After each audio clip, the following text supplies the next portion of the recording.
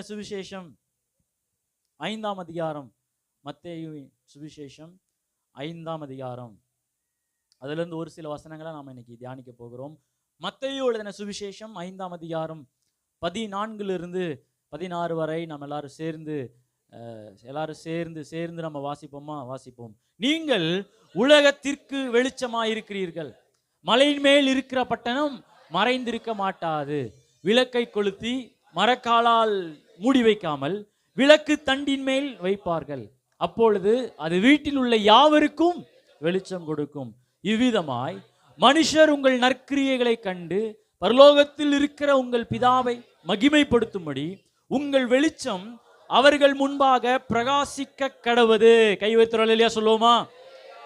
அப்போ இந்த வார்த்தையில இந்த வெளிச்சம் என்கிறத ஆண்டவர் பயன்படுத்தி அதுல இருந்து சில காரியங்களை வெளிப்படுத்துகிறார். 14ஆம் வசனத்துல நீங்க வாசிச்சு பார்த்தீங்கன்னு சொன்னா அவர் சொல்றாரு, நீங்கள் உலகத்திற்கு வெளிச்சமாயிருப்பீர்கள். மலையில் மேல் இருக்கிற பட்டணம் மறைந்திருக்க மாட்டாது. இது ஒரு வாக்கு தத்தம். இதை படிக்கும் போதே நமக்கு தெரியுது, தேவன் நமக்கு தருகிற ஒரு வாக்கு தத்தம். ஒவ்வொரு வசனத்தையும் நம்ம படிக்கும் போது அது கண்டுபிடிக்கணும், இது வாக்கு தத்தமா, இல்லை இது ஜெபமா, இல்லை இது தேவனுடைய தரிசனமா, தேவனுடைய எதிர்பார்ப்பா, இது தேவன் நமக்கு கொடுக்கிற கட்டளையா, தேவனுடைய நியாய தீர்ப்பா. அப்போ இதை வாசிக்கும் போதே நமக்கு தெரிகிறது இது ஒரு வாக்கு தத்தம். நீங்கள் உலகத்திற்கு வெளிச்சமாய் இருப்பீர்கள், மலையின் மேல் இருக்கிற பட்டணம் மறைந்திருக்க மாட்டாது என்கிற ஒரு வாக்கு தத்தத்தை கர்த்தர் நமக்கு கொடுத்திருக்கிறார்.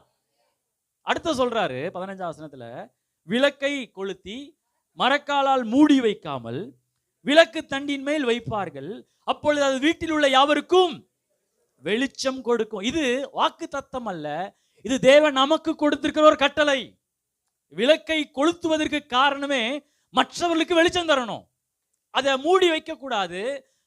அந்த மூடி வைக்காம அது தண்டின் மேல் வைக்கணும். ஏன்னு சொன்னா, நீங்கள் விளக்கா இருக்கிறனால மற்றவர்களுக்கு வெளிச்சம் தர வேண்டும் என்பது தேவனுடைய கட்டளை. ஆமென் சொல்றீங்க? அடுத்து சொல்ற 16ஆம் வசனம், இவ்விதமாய் மனுஷர் உங்கள் நற்கிரியைகளை கண்டு பரலோகத்தில் இருக்கிற உங்கள் பிதாவை மகிமைப்படுத்தும்படி உங்கள் வெளிச்சம் அவர்கள் முன்பாக பிரகாசிக்க கடவது. இது வாக்குத்தத்தம் அல்ல, இது தேவன் கொடுத்த கட்டளை இல்ல, இது தேவனுக்கு சபையை குறித்ததான ஒரு எதிர்பார்ப்பு. அல்லேலூயா. உங்க மேல என் மேல தேவன் வைத்திருக்கிற ஒரு விருப்பம், ஒரு எதிர்பார்ப்பு என்னன்னு சொன்னா, உங்க மேல இருக்கிற வெளிச்சம் மற்றவர்கள் மேல பிரகாசிக்கணும்.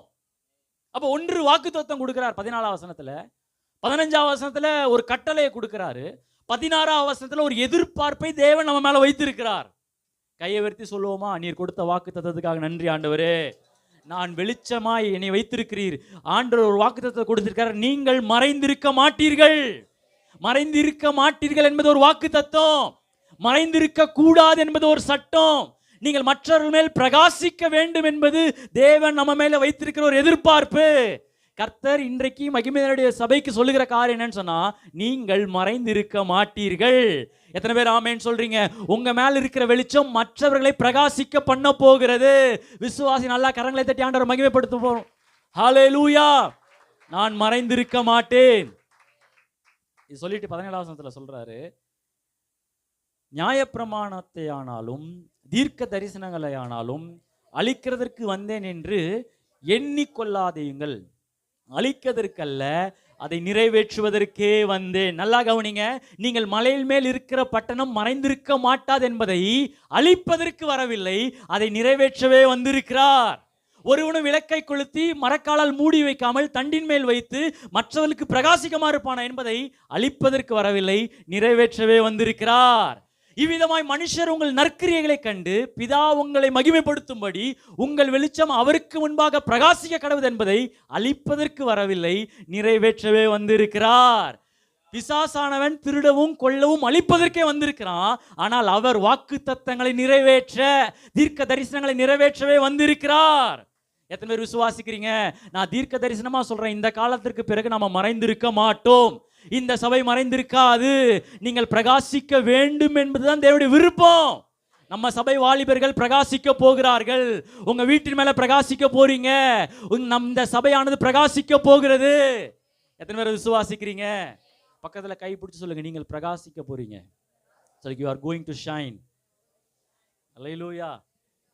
சொல்றாரு, நீங்கள் உலகத்திற்கு வெளிச்சமாய் இருப்பீர்கள். பக்கத்துல கைவிட்டு சொல்லுங்களேன், நீங்க உலகத்திற்கு வெளிச்சம்.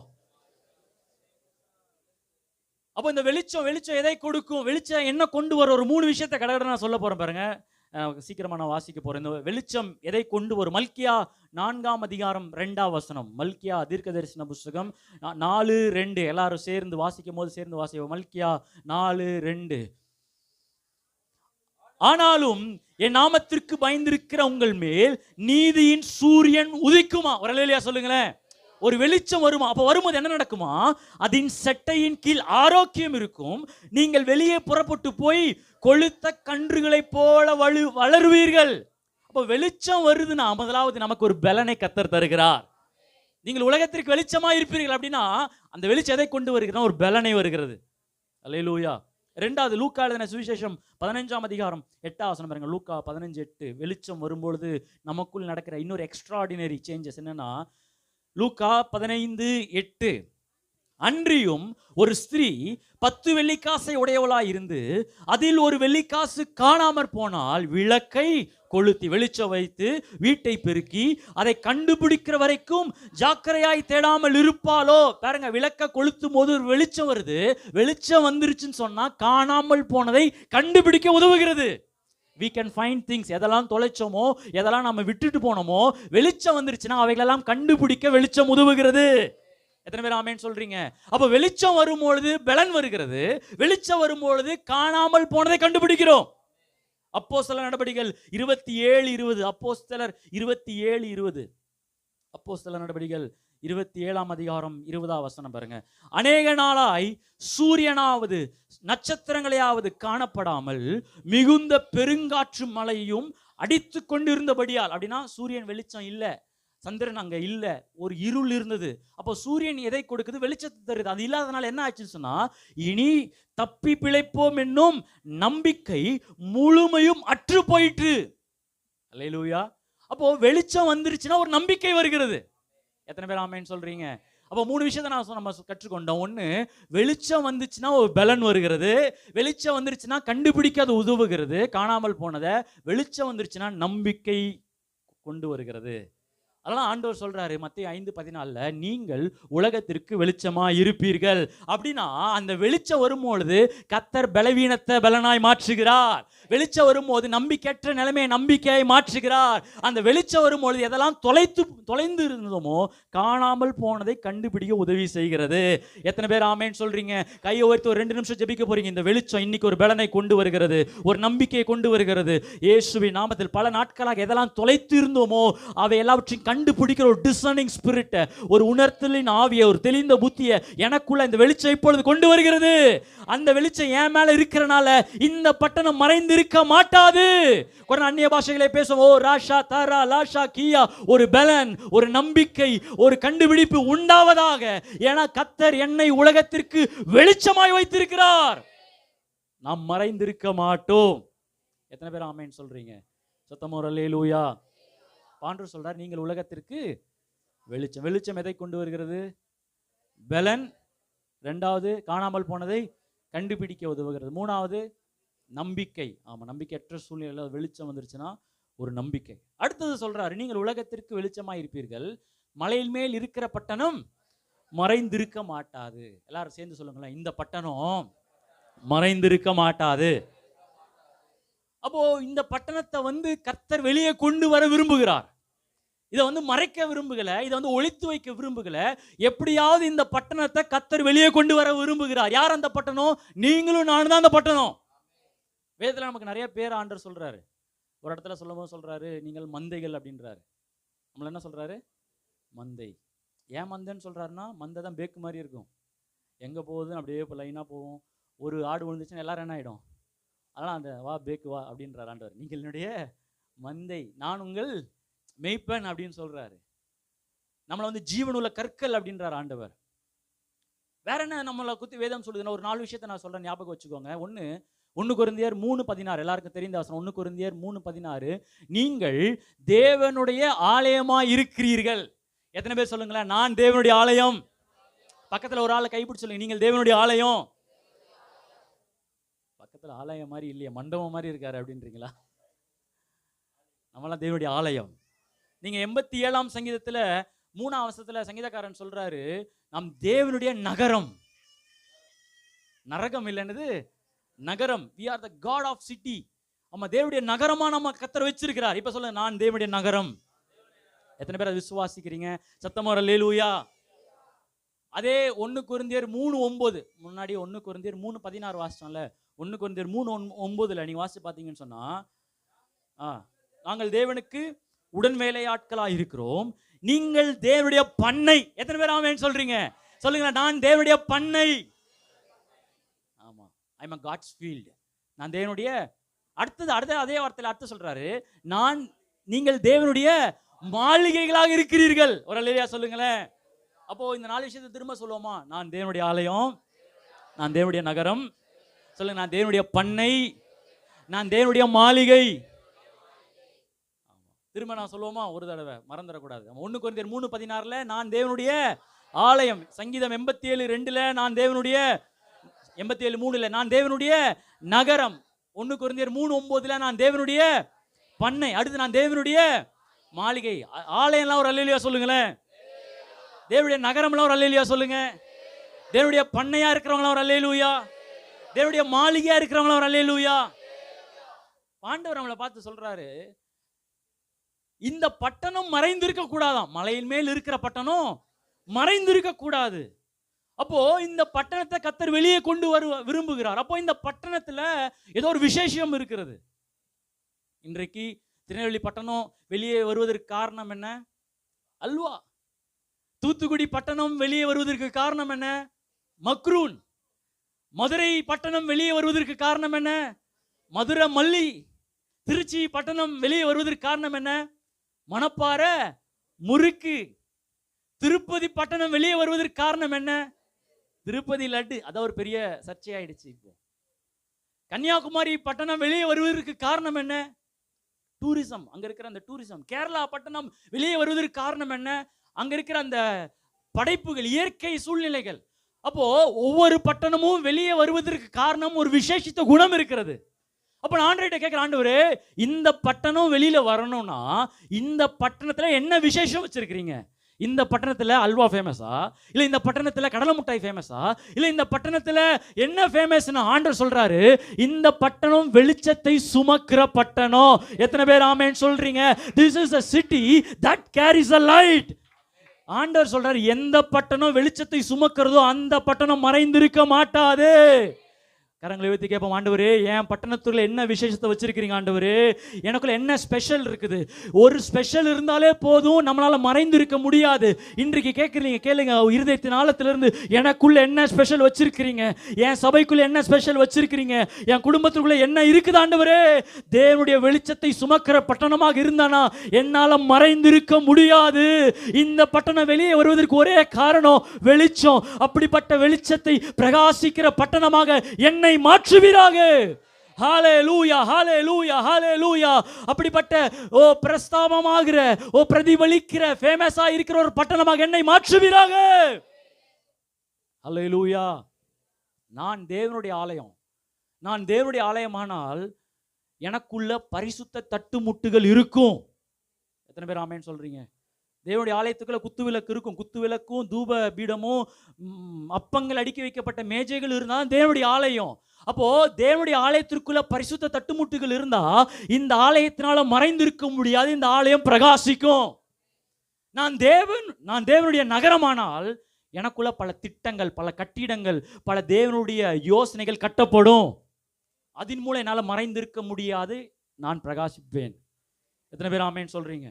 நான் தேவனுடைய பண்ணையானால் எனக்குள்ள விதைகள் விதைக்கப்படும், எனக்குள்ள பல அறுவடைகள் செய்யப்படும், எனக்குள்ள பல தானியங்கள் வைக்கப்படும். என்னால் மறைந்திருக்க முடியாது. நான் பிரகாசிப்பேன். நான் தேவனுடைய மாளிகையானால் எனக்குள்ள பொக்கிஷங்கள் வைக்கப்படும். எத்தனை பேர் ஆமேன்னு சொல்றீங்க?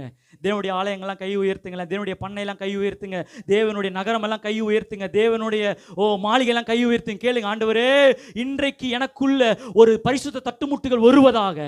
நான் தேவனுடைய ஆலயமானால் எனக்குள்ள பரிசுத்த தட்டுமுட்டுகள் வருவதாக. பாபிலோன் திருடி கொண்டு போன பரிசுத்த தட்டுமுட்டுகள் எனக்குள்ளே வருவதாக. எதெல்லாம் நான் இழந்து போனனோ அவையெல்லாம் திரும்ப உயிர்ப்பிப்பதாக. நான் தேவனுடைய நகரமானால் எனக்குள்ள பல கட்டிடங்கள் கட்டப்படுவதாக, எனக்குள்ள பல டெவலப்மெண்ட்ஸ் ஆகட்டும் ஆண்டவரே, எனக்குள்ள பல தொழிற்சாலைகள் எழும்பட்டும். நான் தேவனுடைய பண்ணையானால் பண்ணையில் என்ன வேணாலும் செய்யலாம், அது எஜமானுடைய விருப்பம். கரும்பு சாகுபடி செய்யலாம், நெல் அறுவடை செய்யலாம், எதை வேணா விதைக்கலாம். அப்படிப்பட்ட தேவனுடைய பண்ணையா என்னை மாற்றுவீராக. நான் தேவனுடைய மாளிகையானால் எனக்குள்ள குப்பைகள் அல்ல, எனக்குள்ள பொக்கிஷங்கள் வைக்கப்படும். ஹல்லேலூயா, எல்லாம் கேளுங்க. ஆண்டவரே என்னை அப்படிப்பட்ட ஹல்லேலூயா மறைந்திருக்கிற பட்டணமாக அல்ல, மற்றவர்களுக்கு பிரகாசிக்கிற பட்டணமாக என்னை மாற்றுவீராக. ஹல்லேலூயா. நான் தேவனுடைய ஆலயமானால் எனக்குள்ள பரிசுத்த தட்டுமுட்டுகள் வரும். எத்தனை பேர் விசுவாசிக்கிறீங்க? நான் ஏன் இன்னைக்கு மறைந்திருக்கிறேன் அப்படின்னு சொன்னா, நீங்க பரிசுத்த தட்டுமுட்டுகள் இல்லாதனால இந்த ஆலயத்தால் என்ன பண்ண முடியல, வெளியே வர முடியல. நான் ஏன் மறைந்திருக்கிறேன்னு சொன்னா, நான் தேவனுடைய நகரமானால் எனக்குள்ள பல கட்டிடங்கள், பல திட்டங்கள் இந்நேரம் வந்திருக்கணும். இன்னைக்கு ஒரு அயோத்தியா பட்டணம் இன்னைக்கு ரொம்ப ஃபேமஸ். ஏன்னு சொன்னா, அங்கே ஒரு பெரிய சிலை வைக்கப்பட்டிருக்குது, பெரிய கோயில் கட்டப்பட்டதுனால ஏர்போர்ட் வந்துருச்சு, அங்கே ரயில்வே ஸ்டேஷன் வந்துருச்சு, ரோடு இல்லாத ஊருக்கு என்ன வந்துருச்சு, ரோடு வந்துருச்சு. அப்போ நான் தேவனுடைய நகரமானால் எனக்குள்ள பல டெவலப்மெண்ட்ஸ் உண்டாகணும். அல்லேலூயா.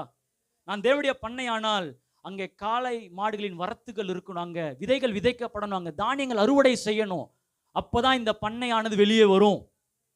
விசுவாசிக்கிறீங்க? நான் தேவனுடைய மாளிகையானால் என்னுடைய குப்பைகள் அல்ல, எனக்குள்ள பொக்கிஷங்கள் வைக்கப்படும். அல்லேலூயா. அதான் யோவான் 1:14 வேதம் சொல்லுகிறது, அவருக்குள்ளே ஜீவன் இருந்தது, அந்த ஜீவன் மனுஷருக்குள் ஒளியாய் இருந்தது. எத்தனை பேர் ஆமேன்னு சொல்றீங்க? ஆண்டவரிடத்திலிருந்து ஏதோ நமக்குள்ள வருது இருந்தாலும் அதை கர்த்தர் ஒளியாக தான், வெளிச்சத்தை மூலியமா தான் கர்த்தர் நமக்கு ஏற்படுத்துகிறார். எத்தனை பேர் ஆமேன்னு சொல்றீங்க? ஆண்டவர் வரங்களை தருகிறாரா, அது வெளிச்சத்தின் மூலியமா தான் தருகிறார். ஆண்டவர் ஜெபத்தில் ஒரு வெளிப்பாடை தருகிறாரா, அது ஒரு ஸ்பார்க், ஒரு லைட் மூலியமா தான் கர்த்தர் நமக்கு ஏற்படுத்துகிறார். ஒரு அற்புதத்தை செய்கிறாரா, ஒரு வெளிச்சத்தின் மூலியமா தான் தருகிறார். அதனால வேதம் சொல்லுகிறது, அவருக்குள் ஜீவன் இருந்தது, அந்த ஜீவன் மனுஷருக்குள் ஒளியா இருந்தது. கையை உயர்த்தி கேட்க போறீங்க, ஆண்டவரே உங்க கிட்ட இருந்து ஒரு ஜீவன் எனக்கு இன்னைக்கு வரட்டும். ஆண்டவரே உங்க கிட்ட இருந்து ஒன்று வருது உண்மை என்றால் அது வெளிச்சமாய் வரட்டும். அல்லேலூயா. சத்தமா ஒரு அல்லேலூயா. ஆனா கேள்வி என்னன்னு சொன்னா, தேவன் நம்மளை ஆலயமா மாற்றி இருக்கிறார், தேவன் என்னை பண்ணையாய் மாற்றி இருக்கிறார், தேவன் என்னை மாளிகையா மாற்றி இருக்கிறார், நான் தேவனுடைய பட்டணமாக இருக்கிறேன், ஆனாலும் நான் மறைந்துதான் வாழ்கிறேன். எத்தனை பேர் அதை ஒத்துக்கிறீங்க? நான் சபையில் ஆராதிக்கிறேன் பிரதர், ஆனா உலகத்துல நான் மறைஞ்சுதான் நான் வாழ்றேன், சொந்தக்காரன் முன்னாடி நான் மறைஞ்சுதான் நான் வாழ்றேன், சமுதாயத்துல நான் மறைஞ்சுதான் வாழ்றேன், என்னால இன்னைக்கு பிரகாசிக்க முடியல. நான் தேவனுடைய ஆலயமா இருந்தால் எனக்குள்ள இன்னைக்கு பரிசுத்த தட்டுமுட்டுகள் இல்லை, இந்த நகரத்துல சில டெவலப்மெண்ட்ஸ் இல்லை. நான் தேவனுடைய பண்ணையா இருந்தால் எனக்குள்ள அறுவடைகள் நடக்க மாட்டேங்குது. நான் தேவனுடைய மாளிகா இருந்தாலும் நான் மறைந்துதான் இருக்கிறேன். அல்லேலூயா. எத்தனை பேர் ஒத்துக்கிறீங்க? நான் மறைஞ்சுதான் இருக்கிறேன். இன்னும் இது ஒத்துக்காத வரைக்கும் நம்மளால பிரகாசிக்கவே முடியாது. அல்லேலூயா. நான் ஏன் மறைந்து இருக்கிறேன்? ஏன் இன்னும் நான் ஒளிஞ்சிருக்கேன்? ஏன் என்னால இன்னும் ஒரு பட்டணமா இருந்தாலும் என்னால ஏன் பிரகாசிக்க முடியல அப்படின்னா, ஒரு சில விஷயங்களை நம்ம கற்றுக்கொண்டு நம்ம ஜெபித்து நம்ம முடிக்க போறோம். ஆதியாகமத்தின் புஸ்தகம், நான் மறைந்திருப்பதற்கான சில காரணங்கள், ஏன் என்னால பிரகாசிக்க முடியல. ஆதியாகமத்தின் புஸ்தகம் 3ஆம் அதிகாரம் 5ஆம் வசனம் பாருங்க. ஆதியாகமம் 3:5. நீங்கள் இதை புசிக்கும் நாளிலே உங்கள் கண்கள் திறக்கப்படும் என்றும் நீங்கள் நன்மை தீமை அறிந்த தேவர்களை போல் இருப்பீர்கள் என்றும் தேவன் அறிவார் என்றது. யார் யாருக்கு சொன்னது இது? பிசாசு ஏவாள் கிட்ட சொல்ற ஒரு காரியம், ஒரு இன்ஃபர்மேஷனை பிசாசு கொடுக்குறான். என்ன இன்ஃபர்மேஷன்? இதை நீங்க சாப்பிட்டீங்கன்னா உங்க கண்கள் திறக்கப்படும் என்கிற ஒரு ஒரு செய்தி, ஒரு தகவல். அதை பெற்றுக்கொண்டால் ஏவாள். பிசாசு கொடுத்ததை ஏவாள் வாங்கிட்டாங்க. ஏவாள் வாங்கினது யாருக்கு போய் கொடுக்குறாங்க? அதை ஆதாம் கொடுக்குறாங்க. அப்போ இப்போ 2 பேருக்குள்ளேயும் ஒரு இன்ஃபர்மேஷன் வந்திருக்கு, ஒரு தகவல் வந்திருக்குது, ஒரு விஷயத்தை கற்றுக்கொண்டிருக்கிறாங்க. அவர்கள் ஒரு விஷயத்தை பெற்றுக்கொண்டது உண்மை. ஆனா யார்கிட்ட இருந்து பெற்றுக்கொள்றாங்க? அதை பிசாசு கிட்ட இருந்து பெற்றுக்கொள்றாங்க. அதனால என்ன நடக்குதுன்னா, நீங்க அடுத்த 8ஆம் வசனத்தை நீங்க வாசிச்சு பார்த்தீங்கன்னா, 8ஆம் வசனம் பாருங்க. பகலிலே குளிர்ச்சியான வேளையிலே தோட்டத்தில் உலாவுகிற தேவனாகிய கர்த்தருடைய சத்தத்தை அவர்கள் கேட்டார்கள். அப்பொழுது ஆதாமும் அவன் மனைவியும் தேவனாகிய கர்த்தருடைய சந்நிதிக்கு விலகி தோட்டத்தின் விருட்சங்களுக்குள்ளே ஒளித்து கொண்டார்கள். எல்லாரும் சொல்லுங்க, ஒளிந்து கொண்டார்கள். ஏன் ஒளிஞ்சுக்கிறாங்க? அவங்க பெற்றது நல்ல விஷயம் இல்லை. அவங்க பெற்றுக்கொண்ட தகவல் யார்கிட்ட இருந்து வந்தது? பிசாசு கிட்ட இருந்தது. அப்ப நாம ஏன் இன்னைக்கு மறைந்து இருக்கிறோம்னா, நம்ம கிட்ட இருக்கிறது எதுவுமே நல்ல விஷயம் இல்ல. I am good for nothing. ஆதாமே பகல் குளிர்ச்சியான வேளையிலே தோட்டத்தில் உலாவுகிற தேவன் கர்த்தருடைய சத்தத்தை கேட்கும் போது நீ ஏன் ஒளிஞ்சிருக்கிற அப்படின்னா, நான் எதை பெற்று கொண்டு இருக்கிறனோ, எது என் கிட்ட இருக்குதோ அது எதுவுமே நல்லது இல்லை, அதனால நான் ஒளிஞ்சுதான் இருக்கிறேன். எத்தனை பேர் ஆமேன்னு சொல்றீங்க? ஏன்னா பிசாசு கிட்ட இருந்து எனக்கு வருகிற காரியம் எதுவுமே நல்ல விஷயமா இருக்க முடியாது. அது என்னை ஒளிந்திருக்க பண்ணும். எத்தனை பேர் ஆமேன்னு சொல்றீங்க? ஏன்னா என் சிந்தனையில நல்ல சிந்தனை இல்லை, என் எதிர்பார்ப்புகள் நல்ல எதிர்பார்ப்புகள் இல்லை, என்னுடைய யோசனைகள் எல்லாம் நல்ல யோசனைகள் இல்லை. அதனால நான் ஒளிந்து கொண்டுதான் இருக்கிறேன். அதை என்னை ஒளித்துக் கொள்ள எனக்கு ஏதுவாக இருக்கிறது. இங்க இருக்கிறவங்க யாருமே, என்னை உட்பட யாருமே நான் எதுவுமே பெற்றுக்கொள்ளலன்னு சொல்லவே முடியாது. ஏன்னா நமக்கு சிந்தனைகள் நமக்கு கிடைக்குது, பல யோசனைகள் கிடைக்கிறது, பல ஆலோசனைகள் நமக்கு கிடைக்கிறது. ஆனாலும் அது தவறான இடத்திலிருந்து வருகிறனால, அது பிசாசு கிட்ட இருந்து வருகிறனால, அது மனுஷங்கிட்ட இருந்து வருகிறனால அது நம்மளை ஒளிந்திருக்க பண்ணுகிறது. அல்லேலூயா. நம்ம கிட்ட இருக்கிறது எல்லாமே மனுஷங்கிட்ட இருந்து வந்ததும் பிசாசு கிட்ட இருந்து வந்ததும். எத்தனை பேர் அதை ஒத்துக்கிறீங்க? எப்படி நம்ம பொய் சொல்ல கத்துக்கிட்டோம்? ஜென்ம சுபாவம். எப்படி மற்றவங்களை குறை சொல்ல கத்துக்கிட்டோம்? யார் தந்தது? அது பிசாசு, மனுஷங்களாம். அப்போ சத்துரு கிட்ட இருந்து வந்தது வாங்கக்கூடிய எந்த விஷயமோ, மனுஷங்கிட்ட இருந்து வாங்கக்கூடிய எந்த விஷயமோ அது நம்மளை ஒளிந்திருக்க பண்ணும். எத்தனை பேர் ஆமேன்னு சொல்றீங்க? பாருங்க, மனுஷங்கிட்ட இருந்து என்ன கிடைக்கும்னா, நீங்க மார்க் எழுதின சுவிசேஷம், ஆண்டவர் மனுஷங்கிட்ட இருந்து வர்றது எப்படிப்பட்டது என்பதை ஆண்டவர் சொல்றார் பாருங்க. மார்க் எழுதின சுவிசேஷம் 7ஆம் அதிகாரம் 20ஆம் வசனம் பாருங்க. எல்லாரும் சேர்ந்து இந்த வசனத்தை வாசிக்க போறோம். மார்க் 7:20. மனுஷனுக்குள்ளே இருந்து புறப்படுகிறதே மனுஷனை தீட்டுப்படுத்தும். பக்கத்துல ஆளை பிடிச்சி சொல்லுங்களேன், மனுஷங்கிட்ட இருந்து புறப்படுகிறது மனுஷனை தீட்டுப்படுத்தும். இன்னொரு ஆள் இந்த பக்கத்துல சொல்லுங்க, மனுஷங்கிட்ட இருந்து புறப்படுகிறது மனுஷனை தீட்டுப்படுத்தும். இப்படி சொல்லாமா, நம்ம அப்பா அம்மா கிட்ட இருந்து புறப்படுகிறது நம்மளை தீட்டுப்படுத்தும். என்ன பிரதர், எங்க அப்பா எப்படி அப்படி சொல்லுவீங்க அப்படின்னா, அவங்களும் மனுஷன் தானே. அல்லேலூயா. அவங்களும், என் பொண்ணு சொன்னா நானும் யாரு? மனுஷன்தான். என்கிட்ட இருந்து புறப்படுகிறது எல்லாம் தீட்டுப்படுத்தும். அடுத்து லிஸ்டே கொடுக்குறாரு, பெரிய லிஸ்டே இருக்குது. அதுல என்னென்ன வருது? மனுஷங்கிட்ட இருந்து வருது பாருங்க. எப்படி எனில், மனுஷருடைய இருதயத்திலிருந்து பொல்லாத சிந்தனைகளும் விபச்சாரங்களும் வேசித்தனங்களும் கொலைபாதங்களும் களவுகளும் பொருளாசைகளும் துஷ்டத்தனங்களும் கபடும் காம விகாரமும் வன்கண்ணும் தூஷணமும் பெருமையும் மதிக்கெடும் புறப்பட்டு, அடுத்து சொல்றாரு, பொல்லாங்கானவைகள் ஆகியவைகள் எல்லாம் உள்ளத்திலிருந்து புறப்பட்டு மனுஷனை தீட்டுப்படுத்தும் என்றார். யார் இதை சொல்ற? இயேசுவே சொல்றாரு. அப்போ என்கிட்ட எதுவும் இல்லாம இல்ல, ஆனாலும் நான் மறைந்துதான் வாழ்கிறேன். ஏன்னா என்கிட்ட இருக்கிறது எல்லாமே இப்படிப்பட்டதுதான். ஒத்துக்கிறீங்களா? ஆமேனா? எனக்குள்ள இருக்கிற எண்ணங்கள் எல்லாம் அசுத்தமானவைகள். அதை வெளியில கொண்டு இந்த மாதிரி டிவியில போட முடியாது, ப்ரொஜெக்ட் பண்ண முடியாது. எனக்குள்ள இருக்கிற எண்ணங்கள், எனக்குள்ள இருக்கிற எதிர்பார்ப்புகள், எனக்கு மற்றவர்களை குறித்து இருக்கிறதான அந்த யோசனைகள் எல்லாமே வெளியில கொண்டு வர முடியாது. ஏன்னு சொன்னா அது எல்லாமே எப்படிப்பட்டதுன்னு சொன்னா அசுத்தமானது. ஏன்னா மனுஷனுக்குள் இருந்து புறப்படுகிறது மனுஷனை தீட்டுப்படுத்தும். அல்லேலூயா. உதாரணத்துக்கு எங்க பாட்டி ஜானகி எஸ்தர் அவங்க பேரு. அவங்களுக்கு அவங்க அம்மா கிட்ட இருந்தே கர்ப்பப்பை பிரச்சனை. எங்க பாட்டிக்கு கர்ப்பப்பை பிரச்சனை. எங்க பாட்டியோட தங்கச்சி இறந்துட்டாங்க, அவங்களும் கர்ப்பப்பை பிரச்சனை. இப்போ எங்க பாட்டிக்கு 4 பிள்ளைகள். மூத்தது எங்க அம்மா, 2வது எங்க சித்தி மரமிளகர், 3வது சாத்தூர்ல இருக்கிறாங்க, 4வது தான் எங்க மாமா. மனுஷனுக்குள் இருந்து புறப்படுகிறது மனுஷனை தீட்டுப்படுத்தும். எங்க அம்மாவுக்கு அதே கர்ப்பப்பை பிரச்சனை, எங்க 2 சித்திக்கும் கர்ப்பப்பை பிரச்சனை. இப்போ எங்க அம்மா கிட்ட இருந்து அடுத்தது எங்க வீட்டில் நானே எங்க அக்கா எங்கள் அக்காவுக்கும் அந்த கர்ப்பப்பை பிரச்சனை. அடுத்து எங்கள் சித்தி, அவங்களுக்கு 2 மகள், மெர்சி பிரின்சி, அவங்க 2 பேருக்கும் கர்ப்பப்பை பிரச்சனை. அடுத்தது 3வது சித்தி, அவங்களுக்கு 1 மகள், அவளுக்கும் இந்த கர்ப்பப்பை பிரச்சனை. அப்போ மனுஷருக்குள் இருந்து புறப்படுகிறது மனுஷனை தீட்டுப்படுத்தும். அல்லேலூயா. இன்னொரு உதாரணம் கூட சொல்லலாம். எங்கள் அப்பா அம்மாவுக்காக நான் சொத்தரிக்கிறேன், தேவனுக்காக சொத்தரிக்கிறேன். எங்கள் அப்பாவுடைய வாழ்க்கையில் பார்த்தீங்கன்னு சொன்னால் ஒரு மிகப்பெரிய ஒரு விக்கிரக ஆராதனையிலேருந்து வந்தவங்க அவங்க. உங்களுக்கு எல்லாருக்கும் தெரியும். என்னுடைய தகப்பனுடைய வாழ்க்கையில் அவங்க குடும்பத்தில் நீங்கள் பார்த்தீங்கன்னு சொன்னால் ஆண்கள் வந்து தீர்க்காயுசாக வாழ்ந்தது யாரும் கிடையாது. எங்கள் அப்பாவோட பிறந்த 2 பேர். எங்கள் அப்பாவுடைய தம்பி ஒருத்தர், அவரு 40 வயசில் இறந்துட்டார். அடுத்த ஒரு தம்பி சின்ன வயசுல அவர் இறந்துட்டார். அடுத்து அவங்க பெரியப்பா பிள்ளைகள் எல்லாத்தையும் பார்த்தீங்கன்னு சொன்னால் ஒரு 2 பேர் தான் அதில் ஜீவனோடு இருக்கிறாங்க. கிட்டத்தட்ட ஒரு 3 பேர் மரித்துட்டாங்க ஆண்களில். ஒரு 40 வயசு ஆனாலே ஒரு பலவீனம் வந்துடும், ஒரு ஏதாவது ஒரு சொல்ல முடியாத ஒரு வியாதி வந்துடும். இப்படிப்பட்ட ஒரு சூழ்நிலை எங்கள் தகப்பனார் வாழ்க்கையில், அவருடைய வாழ்க்கையில் அவர் அனுபவித்த எல்லாமே தாமதம். அவர் கல்யாணம் ஆகும்போது வயசு 33. எத்தனை வயசு?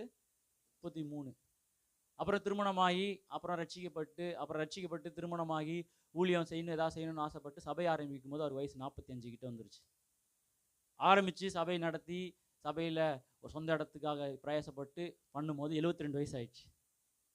ஒரு தாமதம், எல்லாவற்றிலும் ஒரு டிலே. அப்போது இதை நாங்கள் கண்டுபிடிக்கும் போது, குடும்பமாக நான் உட்காந்து ஜெபிக்கும் போது, எங்கள் அப்பாவும் எங்கள் அம்மாவும் நாங்கள் எல்லாரும், எங்கள் அக்கா எல்லாரும் சேர்ந்து ஜெபிக்கும் போது, ஆண்டவரே, இனி மனுஷனிலிருந்து புறப்படுகிறது மனுஷன் என்ன பண்ணுதுன்னா தீட்டுப்படுத்துது. ஏன் தகப்பன் வழியில இருந்தோ எங்கள் தாய் வழியில இருந்தோ இனி எங்களுக்கு எதுவும் வேண்டாம். அந்த தகப்பன் கிட்ட இருந்து ஒன்று வரணும்னா அது வரட்டும். இயேசுவின் நாமத்தில் அப்படிப்பட்ட சாபத்தை நாங்கள் உடைக்கிறோன்னு ஜெபிக்க ஆரம்பிச்ச பிறகுதான் சாபமானது உடைக்கப்பட்டது. எத்தனை பேர் நீ கையை உயர்த்தி ஜெபிக்க போறீங்க? ஆண்டவரே, மனுஷன் கிட்ட இருந்து புறப்படுகிறது மனுஷனை தீட்டுப்படுத்தும். எந்த மனுஷன் கிட்ட இருந்து சரக்கு எனக்கு வேண்டாம். எங்க அப்பா வழியில எனக்கு வருகிற ஆசீர்வாதமும் வேண்டாம், சாபமும் வேண்டாம். என் பூர்வீக வழியில் இருக்கிற எந்த நன்மை எனக்கு வேண்டாம். அதை இயேசுவின் நாமத்தில் நான் உடைக்கிறேன்.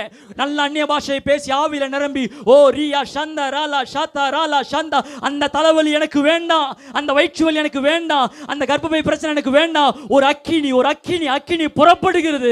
ஓ, எங்க அம்மாவின் ஆஸ்மா எனக்கு வேண்டாம். எங்க குடும்பத்தில் வருகிற இள வயது மரணம் எங்களுக்கு வேண்டாம். குடும்பத்தில் இருக்கிற மலட்டு தன்மைகள் வேண்டாம். ஏன்னா மனுஷனில் இருந்து புறப்படுகிறது மனுஷனை தீட்டுப்படுத்தும். ஆனா இன்னைக்கு பரலோகத்தின் பிதா அந்த தகப்பன் கிட்ட இருந்து ஒன்று புறப்படுமானால் அது வரட்டும். ஆண்டவரே, உங்க கிட்ட இருந்து ஒரு நன்மை வரட்டும். மனுஷனுக்குள் இருந்த நன்மைகள் வேண்டாம், தீமைகள் வேண்டாம், அது எங்களை தீட்டுப்படுத்தும். உங்களுக்குள் இருக்கிற ஜீவன் எங்களுக்குள்ள ஒளியாய். ஓ ராஷாதா ராலா சந்தா ராஷாதா. நல்ல கரங்களை தட்டி அந்நிய பாஷைகளை பேசுவோமா? ஓ ரியா, சில டைம் என்ன முயற்சித்தாலும் ஒரு தாமதம், வாழ்க்கையில் என்ன செய்யலான்னு ஒரு சக்சஸ் வர முடியல, ஊழியத்தில் வேலையில். ஏன்னு சொன்னா மனுஷன் கிட்ட இருந்து வருகிறது, தீட்டுப்படுத்தி கொண்டே இருக்கிறது. ஆனால் இன்றைக்கு அந்த சாபத்தை இயேசுவின் நாமத்தில் உடைக்கிறோம். ஓ, மனுஷன் கிட்ட இருந்து ஒரு நன்மை எங்களுக்கு வேண்டாம். அந்த நல்ல தகப்பன் கிட்ட இருந்து வருகிற ஈவுகள் மாத்திரமே எங்களுக்கு போதும். ஒரு டிரான்ஸ்ஃபர், பரலோகத்திலிருந்து ஒரு டிரான்ஸ்ஃபர் எங்களுக்கு உண்டாகட்டும். ஹல்லேலூயா, ஹல்லேலூயா, ஹல்லேலூயா. நாகமான் கிட்ட இருந்து கேயாசி பெற்றுக்கொண்டது என்னன்னு சொன்னா ஒரு பாபிலோனிய சால்வை. அந்த சால்வைக்கு மறைவில் இருந்தது குஷ்டரோகம். ஏன்னா மனுஷன் கிட்ட இருந்து புறப்படுகிறது மனுஷனை தீட்டுப்படுத்தும். அதனாலதான் ஆதியாகமம் 14ஆம் அதிகாரத்துல ஆபிரகாம் வந்து கையை உயர்த்தி சொல்றாரு, சோதோம் குமாரா ராஜாவே, உன்கிட்ட இருந்து ஒரு சரட்டை, அப்புறம் அது ஒரு பாதரட்சியின் வாறு கூட எனக்கு வேண்டாம். ஏன்னு சொன்னா உன்கிட்ட இருந்து வருகிறது எதுவுமே என்னை தீட்டுப்படுத்தும். ஒரு நன்மை வந்தாலும் பரலோகத்தில் இருக்கிற சர்வ வல்லமையுள்ள தேவன் கிட்ட இருந்து நன்மை புறப்பட்டு வரட்டும். எத்தனை பேர் கையை வைத்து சொல்ல போறீங்க? ஒரு நன்மை வந்தாலும் அது பரலோகத்தின் தேவன் சர்வ வல்லமையுள்ளவர் கிட்ட இருந்து எனக்கு புறப்பட்டு வரட்டும். ஓ ராஷா தாரா லாஷியா. நான் ஏன் இன்னைக்கு ஒளிஞ்சிருக்கிறேன், நான் ஏன் மறைஞ்சிருக்கிறேன்? ஏன்னா எல்லாம் மனுஷங்கிட்ட இருந்து வந்தது, அதுதான் என்னை தீட்டுப்படுத்தி கொண்டு இருக்கிறது. இல்லை, இன்றைக்கு ஒரு டிரான்ஸ்ஃபர், பரலோகத்தில் ஒரு டிரான்ஸ்ஃபர் உண்டாகட்டும். அந்த தீட்டு எனக்கு வேண்டாம், அந்த சாபம் எனக்கு வேண்டாம், அந்த வியாதி எனக்கு வேண்டாம். ஆனா நீங்க தரதா இருந்தா நன்மைகள் வரட்டும். ஹல்லேலூயா. இன்னைக்கு ஒவ்வொரு நாளும் என்னுடைய ஜெபம் அதுதான். என் பிள்ளைகிட்ட சில விஷயங்கள் பார்க்கும்போது, நான் செஞ்சது அப்படியே செய்யறா, நான் பண்ணது அப்படியே பண்றா. அப்போ சில டைம்ல அது சிரிப்பா இருக்குது. சில டைம் பார்க்கும்போது நான் ஆவியில் அழுறேன். நான் ஆண்டவரே, எனக்குள்ள இருந்து ஒரு தீட்டு வரக்கூடாதாப்பா, பரலோகத்தில் இருக்கிற பிதா வாழ்க்கையிலிருந்து ஒன்று வரட்டும். ஒரு குறிப்பிட்ட வாழ்க்கை ஒரு வயது வரும்போது ஏன் பிள்ளைகளுடைய சுபாவங்கள் மாறுது, ஏன் அவங்களுடைய பிடிவாதங்கள் மாறுகிறது? ஏன்னா மனுஷன் கிட்ட இருந்து புறப்படுகிறது மனுஷனே. நம்ம நினைக்கிறோம் நான் பண்ணதானே அவன் பண்றான், நானும் அப்படிதான் இருந்தேன். இல்லை இல்லை, இன்றைக்கு அதை நம்ம உடைக்கிற இயேசுவின் நாமத்தில். எஸ், மனுஷிலிருந்து புறப்படக்கூடாதப்பா. அவருக்குள் இருந்து புறப்பட்டதுன்னா அதுல நல்ல சுபாவங்கள் இருக்கும். அவருக்குள் இருந்து புறப்படுகிறதுல கோபம் இருக்காது. அவருக்குள் இருந்து புறப்படுகிறதுல அன்பு இருக்கும். அவருக்குள் இருந்து புறப்படுறதுல விட்டு கொடுத்தல் இருக்கும். அவருக்குள் இருந்து புறப்படுறதுல மன்னிப்பு இருக்கும். நல்லா கரங்களை தட்டி ஓ ராஷா தா ராலா.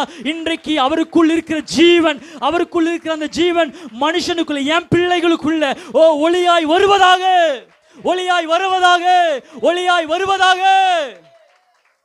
ஹalleluya. கொஞ்ச நேரம் பிள்ளைகளுக்காக நம்ம ஜெபிக்க போறோம். என் பிள்ளைகளுக்குள்ள என்னுடைய சுபாவங்கள் வேண்டாம், என்னுடைய பிடிவாதங்கள் வேண்டாம். நான் எப்படி சின்ன வயசுல ஒரு பிடிவாத குணம் உள்ளவனா இருந்தேன், அந்த சுபாவம் என் பிள்ளைகளை வரக்கூடாது.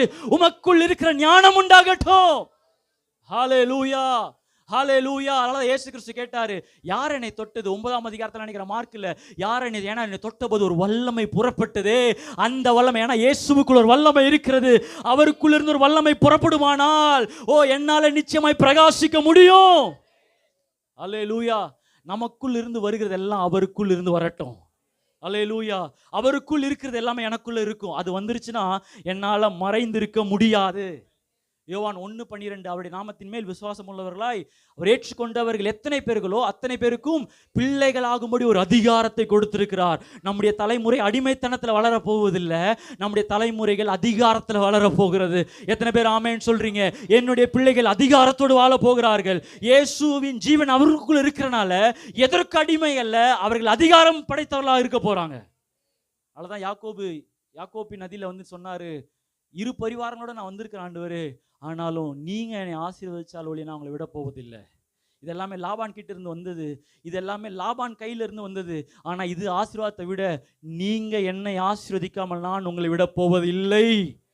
கையை வைத்து சொல்லுங்களேன், எதுவும் உலகத்திலிருந்து எதுவும் எனக்கு வேண்டாம், என் குடும்பத்திலிருந்து எதுவும் வேண்டாம், எங்க அப்பாவின் சுபாவங்கள் எதுவும் வேண்டாம், தலைமுறைகள் ஆசீர்வாதம் சாபம் எதுவும் எனக்கு வேண்டாம். ஒன்று உங்க கிட்ட இருந்து வருமானால் அது எனக்கு வரட்டும். அவர்கிட்ட வந்து வருகிறதுல தோல்வி இல்லை, அவர்கிட்ட இருந்து வருகிறதுல வெற்றி தான், அவர்கிட்ட இருந்து வருகிறதுல குற்ற உணர்ச்சி இல்லை, அவர்கிட்ட இருந்து வருகிறதுல வெளிப்பாடுகள் உண்டு, அவர்கிட்ட இருந்து வருகிறதுல வல்லமைகள் உண்டு, அவர்கிட்ட இருந்து வருகிற அபிஷேகம் உண்டு. எத்தனை பேர் ஆமென் சொல்றீங்க? நல்ல சத்தமா அல்லேலூயா சொல்லுங்களேன். அப்போ நான் ஏன் இன்னைக்கு மறைந்து இருக்கிறேன், என்னால் ஏன் பிரகாசிக்க முடியலன்னா, என்கிட்ட இருக்கிறது எல்லாமே ஒன்று மனுஷங்கிட்ட இருந்து வந்தது, இன்னொன்று பிசாசுகிட்ட இருந்து வந்தது. இதை நம்ம ஜெபிக்கணும். ஒவ்வொரு நாளும் ஜெபிச்சு இது உடைக்கணும். ஏன் அந்த 40 வயசு ஆனாலே இந்த பலவீனம், ஏன் இந்த குடும்பத்தில் ஒரு வளர்ச்சி, ஏன் என்னால் பிரகாசிக்க முடியல? கொஞ்ச நாள் முன்னாடி என் பாஸ்போர்ட் எடுத்து நான் ஜெபிக்க ஆரம்பித்தேன். என் பிதாக்கள் கால்களில் சங்கிலிகள் கட்டப்பட்டு இருந்தது, அந்த சங்கிலிகள் நான் உடைக்கிறேன். என் பாஸ்போர்ட்டில் இனி ஸ்டாம்ப் உண்டாகணும். எத்தனை பேர் அப்படின்னா பல நாடுகள் நான் போகணும். ஆமாம், ஏன்னா பிதாக்கள் சங்கிலிகளால் கட்டப்பட்டதுனால அவங்களால வெளியே வர முடியல. ஆனால் என் தலைமுறை நான் உடைக்கிறேன் இயேசுவின் நாமத்தில். எத்தனை பேர் விசுவாசிக்கிறீங்க? நம்முடைய பிள்ளைகள் எல்லாம் அவர்கள் பறப்பார்கள் தேவனுடைய ராஜ்யத்திற்காக. அவர்கள், ஏன்னா இயேசு கிறிஸ்து எப்படி அவர் நன்மை செய்கிறவராக சுற்றி திரிந்தாரோ அது போல நம்மளையும் சுற்றி திரிய பண்ணுவார் அவர். ஹல்லேலூயா. இப்போ ஏன் நம்மளால பிரகாசிக்க முடியலாட்டி எல்லாம் நமக்கு யார்கிட்ட இருந்து வந்தது? மனுஷங்கிட்ட. அதனால தான் அந்த பகலின் குளிர்ச்சியான வேலையில தேவன் தோட்டத்தில் உலாவும் போது ஆதாம் என்ன பண்ணிக்கிறார்? போயிட்டு ஒளிந்துட்டு இருக்கிறார். ரெண்டாவது யோசுவாவின் புஸ்தகம் 7ஆம் அதிகாரம். ஏன் நம்ம மறைந்திருக்கிறோம்? ஏன் நம்மளால பிரகாசிக்க முடியல? 20ஆம் வசனம் பாருங்க. 20ஆம் வசனம். அப்பொழுது ஆகான் யோசுவாவுக்கு பிரதியுத்தரமாக, மெய்யாகவே நான் இஸ்ரவேலின் தேவனாகிய கர்த்தருக்கு விரோதமாக பாவம் செய்தேன், இன்னின்ன பிரகாரமாக செய்தேன். கொல்லையிலே நேர்த்தியான ஒரு பாபிலோனிய சால்வையும் 200 வெள்ளிச்சேக்கலையும் 50 சேக்கல் நிறையான பொன் பாலத்தையும் நான், பாருங்க என்னென்னலாம் வச்சிருக்கிறாரு. 200 சேக்கல் வெள்ளி, 50 சேக்கல் பொன், ஒரு பாபிலோனிய சால்வை. இந்த சால்வை ரொம்ப ஒரு முக்கியம். பாபிலோனிய சால்வை வந்து இது ஒரு மிகப்பெரிய, அது ஒரு சப்ஜெக்ட், வேற டைம்ல நம்ம தியானிப்போம். அப்போ 3 விஷயத்து இருக்கிறார். அவர்கிட்ட இருந்தது பொருள் எல்லாம் விசேஷித்தமானதா, விசேஷித்தம் இல்லாததா? ஆனாலும் அது அடுத்து சொல்றாரு பாருங்க, அவைகள் இச்சித்து எடுத்துக்கொண்டேன், இதோ அவைகள் என் கூடாரத்தின் மத்தியிலே பூமிக்குள் புதைத்து இருக்கிறது, வெள்ளி அதன் அடியிலே இருக்கிறது என்றான். நீ எடுத்த பாபிலோன் சால்வை ஏன் புதைச்சு வச்சிருக்கிற? உங்க கையில இருக்கிற அந்த 500 சேக்கல் பொண்ணை ஏன் நீ புதைச்சு வச்சிருக்கிற, 200 சேக்கல் வெள்ளி ஏன் புதைச்சு வச்சிருக்கிறனா? இருக்கு, ஆனா எங்க வச்சிருக்கிறாரு? புதைச்சு மறைச்சு வச்சிருக்கிறார். ஏன்னு சொன்னா அது அவனுடையதல்ல, எல்லாமே திருடினது. அல்லேலூயா. 50 சேக்கல் பொண்ணு இருக்குது, 200 சேக்கல் வெள்ளி இருக்குது, பாபிலோனிய சால்வை, எல்லாமே விசேஷித்தமானது. ஆனால் எல்லாம் எங்க இருக்குது? இருக்கு ஆனா இல்ல. எல்லாம் சொல்ல இருக்கு ஆனா இல்ல. எல்லாம் எங்க வச்சிருக்கிறாரு? ஏன் அதெல்லாத்தையும் புதைச்சு வச்சிருக்கிற? எல்லாமே திருடினது, எல்லாமே களவாடின பொருட்கள். எத்தனை பேர் திருடி இருக்கிறீங்க? நான் கை தூக்குறேன். ஸ்கூல்ல பெண்ணு திருடினது இல்லையா? பென்சில் திருடினது இல்லையா? ரப்பர் திருடினது இல்லையா? இப்போ எனக்கு அந்த சின்ன வயசுல அந்த புத்தி இருந்தது. இப்போ கேட்காதீங்க என் பெண் யாத்தேன்னு கேட்காதீங்க. வந்து இந்த பேனா திருடுறது, காசு திருடுறது, ரப்பர் திருடுறது திருடி வச்சுப்பேன் நான். எங்க ஸ்கூல்ல காமராஜ் படிக்கும்போது அர்ச்சனான்னு ஒரு பொண்ணு இருந்தது. அந்த பொண்ணு அவங்க அப்பா ஃபாரின்லேருந்து பென்சில் வாங்கிட்டு வருவார். அதை நான் எடுத்துன்னு வந்துடுவேன். நான் இன்னைக்கு ஞாபகம் இருக்குது. அர்ச்சனா எப்படி இருக்கிறான்னு தெரில, இன்னைக்கு பாட்டியை கூட இருக்கலாம். எடுத்து வச்சிருவேன், வந்துடுவேன். ஆனால் என்னால் உபயோகப்படுத்த முடியாது. அதை வீட்டுக்கு வந்தாலும் என்ன பண்ண முடியாது. எடுத்து யூஸ் பண்ணா வீட்டில் குமுறு கஞ்சி தான்.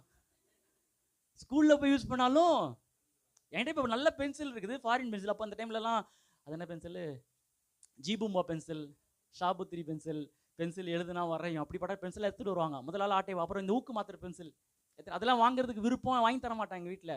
ஒரே பென்சில் நட்ராஜ் பென்சில் தான். இந்த டிசைனாக இருக்கும். இந்த அப்சாரெல்லாம் பணக்கார வீட்டு பென்சில் அது. அதனால எங்கே இருப்போம் அதை எடுத்துட்டு வந்துடுறது. ஆனாலும் இருக்கும், பேக்லேயே இருக்கும். ஆனால் என்ன பண்ண முடியாது, அதை யூஸ் பண்ண முடியாது. விலையேற பெற்றது தான், ஆனாலும் அதை ஒழிச்சு வச்சிருவார். ஏன்னு சொன்னா அது என்னுடையதல்ல, அது எல்லாமே களவாடின பொருட்கள்.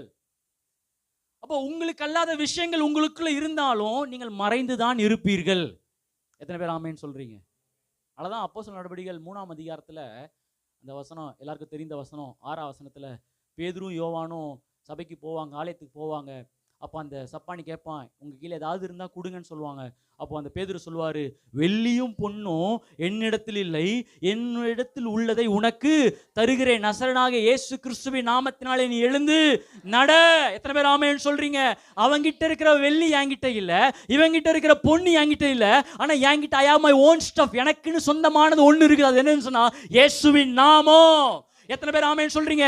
எனக்குன்னு ஒரு சொந்த ரட்சிப்பை கொடுத்திருக்கிறார், எனக்குன்னு சொந்த அபிஷேகத்தை கொடுத்திருக்கிறார், எனக்குன்னு சொந்த வல்லமையை கொடுத்திருக்கிறார். அதனால நான் மறைந்திருக்க தேவையில்லை, என்னால பிரகாசிக்க முடியும். அல்லேலூயா. இனி கத்திரத்துல கேட்க போற, ஆண்டவரே எனக்குன்னு ஏதாவது ஒண்ணு தாங்க ஆண்டவரே. அப்பா எனக்குன்னு ஏதாவது ஒண்ணு, எனக்குன்னு ஏதாவது கையை உயர்த்தி கேளுங்களேன். எனக்குன்னு ஏதாவது ஒன்று, ஐ வாண்ட் மை ஸ்பெஷல். ஆண்டவரே அது எனக்குன்னு இருக்கணும். எஸ்ரானா இதுதான் எஸ்ரான்னு வெளிப்படணும். ஓ பிரதர் ஜேம்ஸ்னா இதுதான் அவருன்னு வெளிப்படணும். எனக்குன்னு ஒரு விசேஷித்த தன்மையை, விசேஷித்த வல்லமையை, விசேஷித்த அபிஷேகத்தை, விசேஷித்த வரங்களை எனக்கு தாங்க. நான் ஏன் இன்னைக்கு மறைந்திருக்கிறேன்னா எனக்குன்னு ஒண்ணு இல்லை. எத்தனை பேர் ஆமேன்னு சொல்றீங்க? போன மாசத்துல ஆதம்பாக்கத்துல பிரசங்கம் பண்ண போயிருந்தேன்.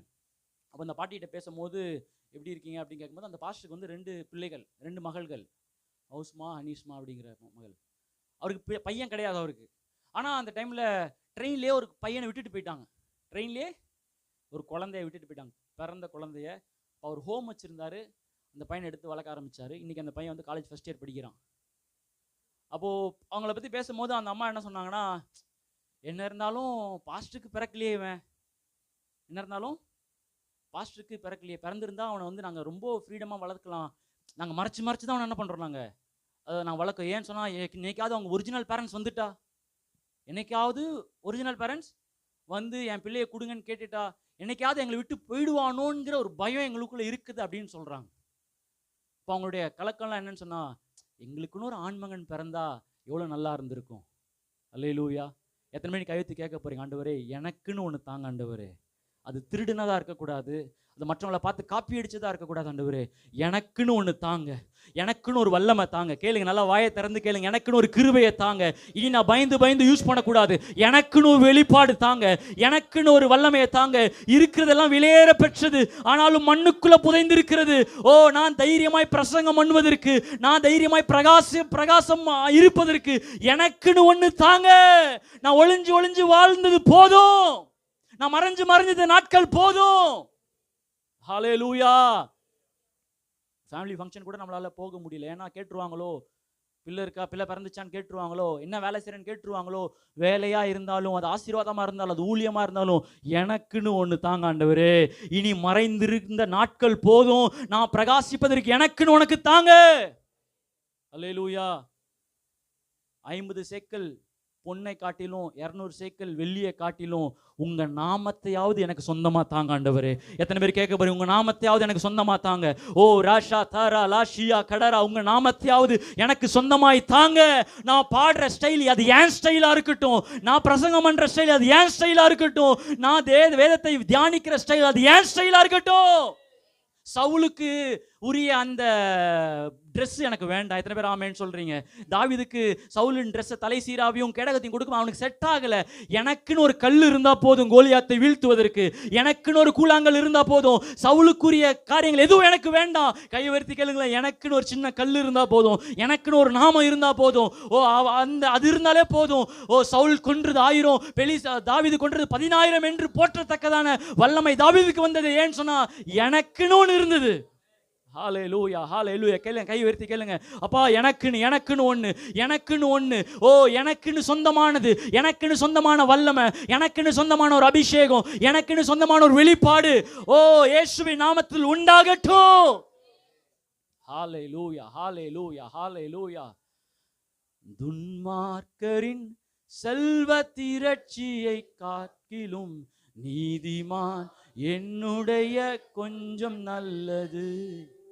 துன்மார்க்கரின் செல்வ திரட்சியை பார்க்கிலும் நீதிமான். சொல்லுங்க, நிரந்தர சுதந்திரம், நிரந்தர சுதந்திரம் இது.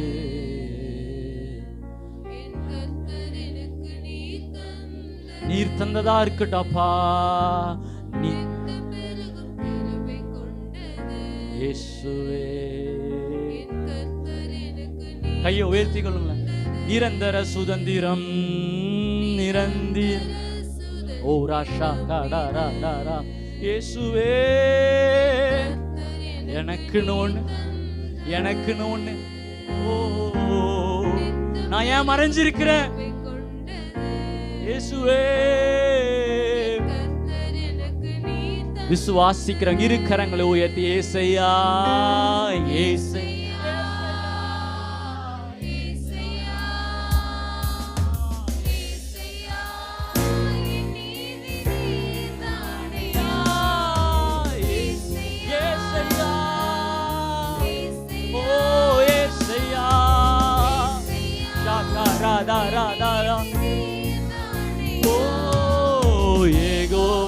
Sikeno Yeshua, oh Yehova Sikeno, oh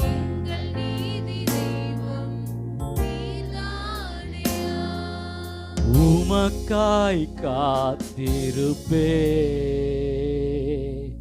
உம்மையே காத்திருப்பேன். நீங்க தர வரைக்கும் நான் காத்திருப்பேன்னு சொல்றவங்கலாம் நீங்க தந்தாதா.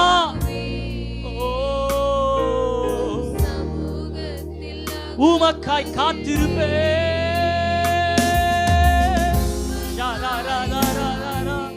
எனக்குன்னு ஒரு வல்லமை தாங்கப்பா,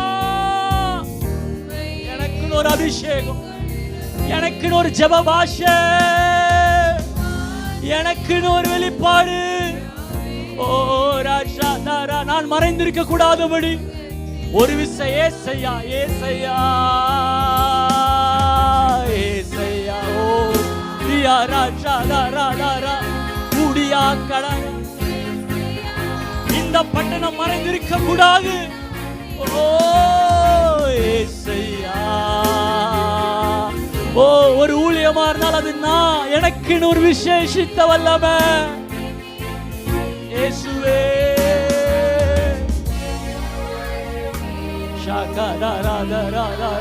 நீதானையா,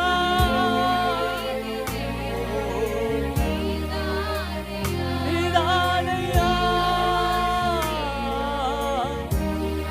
இயேசுவே.